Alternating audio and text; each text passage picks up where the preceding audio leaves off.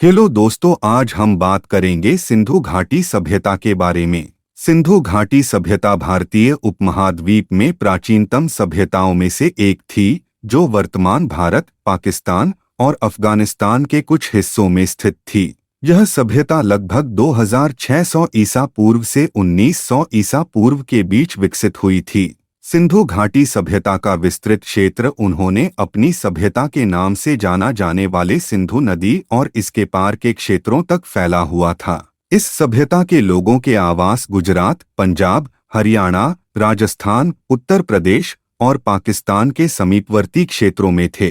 सिंधु घाटी सभ्यता के लोग ग्रामीण थे और खेती, व्यापार और शिल्प के साथ साथ समाज के विभिन्न वर्गों में विभाजित थे। इनकी सभ्यता के लोग नंगे पैर थे और उन्होंने जीवन के विभिन्न क्षेत्रों में उपयोगी उत्पादों का उत्पादन किया, जैसे बांस के सामान, चीनी मिट्टी के बर्तन, लोहे के उपकरण और सोने चांदी के आभूषण। सिंधु घाटी सभ्यता से संबंधित प्रमुख हड़प्पा। यह स्थल वर्तमान पाकिस्तान के पंजाब प्रांत के मोंटगोमरी जिले में स्थित है। यहाँ सबसे पहले उत्खनन कार्य किया गया था। यह रावी नदी के तट पर स्थित है। सबसे पहले 1826 ईस्वी में एक अंग्रेज पर्यटक चार्ल्स मेसन ने हड़प्पा के टीले के विषय में जानकारी दी थी। इसके बाद हड़प्पा स्थल की विधिवत खुदाई 1921 ईस्वी में श्री दयाराम साहनी के नेतृत्व में आरंभ हुई थी। इस स्थल पर आबादी वाले क्षेत्र के दक्षिणी भाग में एक कब्रिस्तान प्राप्त हुआ है, जिसे विद्वानों ने कब्रिस्तान एच का नाम दिया है। हड़प्पा से हमें एक विशाल अन्नागार के साक्ष्य भी मिले हैं। यह सिंधु घाटी सभ्यता की खुदाई में प्राप्त हुई तमाम संरचनाओं में दूसरी सबसे बड़ी संरचना है। इस अन्नागार में 6 से 6 की 2 पंक्तियों में कुल 12 विशाल कक्ष निर्मित पाए गए हैं। हड़प्पा से हमें एक पीतल की इक्का गाड़ी मिली है। इसी स्थल पर स्त्री के गर्भ से निकलते हुए पौधे वाली एक मृण्मूर्ति भी मिली है। समूची हड़प्पा सभ्यता में हमें सबसे अधिक अभिलेख युक्त मुहरें यहीं से ही प्राप्त हुई हैं। मोहनजोदड़ो। मोहनजोदड़ो का सिंधी भाषा में शाब्दिक अर्थ होता है मृतकों का टीला। यह वर्तमान पाकिस्तान में सिंध के लरकाना जिले में स्थित है। यह स्थल सिंधु नदी के तट पर स्थित है। इस स्थल पर उत्खनन कार्य 1922 ईस्वी में श्री राखाल दास बनर्जी के नेतृत्व में हुआ था। इस स्थल से हमें एक विशाल स्नानागार के साक्ष्य प्राप्त हुए हैं। यहाँ सड़कों का जाल बिछा हुआ था। यहाँ पर सड़कें ग्रिड प्रारूप में बनी हुई थीं। यहाँ से मिली सबसे बड़ी इमारत विशाल अन्नागार है। सर्वाधिक मुहरें मोहनजोदड़ो से प्राप्त हुई हैं। उल्लेखनीय है कि हड़प्पा स्थल से सर्वाधिक अभिलेख युक्त मुहरें प्राप्त हुई हैं। यहाँ से प्राप्त हुए अन्य प्रमुख अवशेषों में शामिल हैं कांसे की नर्तकी की मूर्ति, मुद्रा पर अंकित पशुपतिनाथ की मूर्ति, सूती कपड़ा, अलंकृत दाढ़ी वाला पुजारी इत्यादि। चन्हूदड़ो। चन्हूदड़ो वर्तमान में पाकिस्तान में सिंधु नदी के तट पर स्थित है। यहाँ पर उत्खनन कार्य 1935 ईस्वी में अर्नेस्ट मैके के नेतृत्व में किया गया था। यहाँ पर शहरीकरण का अभाव था। इस स्थल से विभिन्न प्रकार के मनके, उपकरण, मुहरें इत्यादि प्राप्त हुई हैं। इस आधार पर विद्वानों द्वारा अनुमान लगाया जाता है कि चन्हूदड़ो में मनके निर्माण का कार्य होता था। इसीलिए इस स्थल को सिंधु घाटी सभ्यता का औद्योगिक केंद्र भी माना जाता है। चन्हूदड़ो सिंधु घाटी सभ्यता का एकमात्र ऐसा स्थल है जहां से हमें वक्राकार ईंटों के साक्ष्य प्राप्त होते हैं। कालीबंगा। कालीबंगा स्थल वर्तमान राजस्थान के हनुमानगढ़ जिले में स्थित है। यह प्राचीन सरस्वती नदी के तट पर स्थित था। इस स्थल की खोज 1953 ईस्वी में अमलानंद घोष द्वारा की गई थी। कालीबंगा नामक स्थल से हमें जुते हुए खेत, एक साथ 2 फसलों की बुवाई, अग्निकुंड के साक्ष्य मिले हैं। यहाँ से जल निकासी प्रणाली के साक्ष्य नहीं मिलते हैं। यहाँ से बेलनाकर मुहरों, अलंकृत ईंटों के साक्ष्य मिले हैं। लोथल। लोथल वर्तमान में गुजरात के अहमदाबाद में भोगवा नदी के तट पर स्थित है।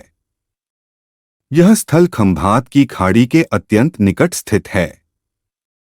इस स्थल की खोज 1957 ईस्वी में श्री S.R. राव द्वारा की गई थी। सिंधु घाटी सभ्यता का यह स्थल एक प्रमुख बंदरगाह स्थल था। सिंधु घाटी सभ्यता के इस बंदरगाह स्थल लोथल में एक विशाल गोदी बाड़ा मिला है। लोथल से धान व बाजरे दोनों के साक्ष्य मिलते हैं। इस बंदरगाह स्थल से हमें 3 युगल समाधियों के साक्ष्य भी प्राप्त होते हैं। धौलावीरा। धौलावीरा वर्तमान गुजरात के कच्छ जिले की भचाऊ तहसील में स्थित है। यह सिंधु घाटी सभ्यताकालीन स्थल मानहर व मानसर नदियों के पास स्थित है। धौलावीरा में अन्य सिंधु घाटी सभ्यताकालीन स्थलों के विपरीत नगर का विभाजन 3 हिस्सों में मिलता है। सिंधु घाटी सभ्यताकालीन अन्य नगरों का विभाजन 2 हिस्सों में किया गया था। धौलावीरा में हमें बांध अथवा कृत्रिम जलाशय के साक्ष्य मिले हैं। इससे यह सिद्ध होता है कि इस नगर में जल प्रबंधन की उत्कृष्ट व्यवस्था मौजूद थी। सिंधु घाटी सभ्यता में नगर नियोजन सड़कें समकोण पर काटती थीं और इस प्रकार से नगर योजना एक ग्रिड प्रारूप अर्थात जाल पद्धति पर आधारित थी। सिंधु घाटी सभ्यता में जल निकासी प्रणाली भी अपना विशेष महत्व रखती है। इस दौरान शहर में नालियों का जाल बिछा हुआ था। भवन निर्माण के लिए पक्की ईंटों का प्रयोग किया जाता था। सिंधु घाटी सभ्यताकालीन प्रत्येक घर में एक रसोई घर और एक स्नानागार होता था। नगर को 2 हिस्सों में विभाजित किया जाता था। एक पश्चिमी टीला होता था जिसे दुर्ग कहते थे, जबकि दूसरा हिस्सा पूर्वी टीला होता था जिसे निचला नगर कहते थे। यह समाज मातृसत्तात्मक रहा होगा। इतिहासकारों के अनुसार समाज 4 वर्गों में विभक्त था: विद्वान, योद्धा, श्रमिक और व्यापारी। ये लोग शाकाहार और मांसाहार दोनों ही तरह के भोजन का प्रयोग करते थे।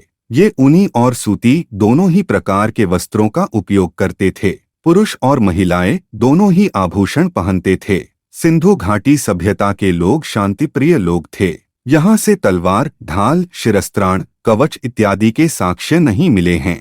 सिंधु सभ्यताकालीन लोगों की आर्थिक स्थिति: ये लोग विभिन्न कृषि वस्तुओं जैसे जौ, चावल, गेहूं, मटर, सरसों, राई, तिल, तरबूज, खजूर इत्यादि का उपयोग करते थे। सिंधु घाटी सभ्यता के स्थलों से हमें जुते हुए खेत के साक्ष्य, एक साथ 2 फसलें बोए जाने के साक्ष्य इत्यादि प्राप्त हुए हैं। हड़प्पा सभ्यता एक कांस्य युगीन सभ्यता थी। कांसा बनाने के लिए तांबे और टिन को क्रमशः 9:01 के अनुपात में मिलाया जाता था।